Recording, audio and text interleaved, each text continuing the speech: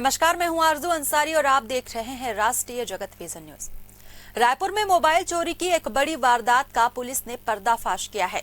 Civil line थाना क्षेत्र के कटोरा तालाब स्थित शोभा टेलीकॉम दुकान का ताला तोड़कर लाखों के मोबाइल और नकदी उड़ाने वाले 4 आरोपियों को पुलिस ने गिरफ्तार कर लिया है, जिनमें 2 नाबालिग भी शामिल हैं। इस गिरोह ने दुकान से कुल 87 नए और पुराने मोबाइल फोन और 20,000 रुपए नगद चुरा लिए थे। वारदात के बाद पीड़ित ने जब दुकान का टूटा ताला और बिखरा सामान देखा तो पुलिस में शिकायत दर्ज कराई। जांच में सामने आया कि इस चोरी में कटोरा तालाब निवासी नवीन पिंजानी, शेख इमरोज और 2 नाबालिग शामिल थे। मुख्य आरोपी नवीन पिंजानी की गिरफ्तारी के बाद 3 अन्य आरोपियों की लोकेशन ट्रेन से महाराष्ट्र भागते हुए मिली। तुरंत एक टीम ने नागपुर रेलवे स्टेशन पर स्थानीय पुलिस की मदद से तीनों को ट्रेन से गिरफ्तार कर लिया।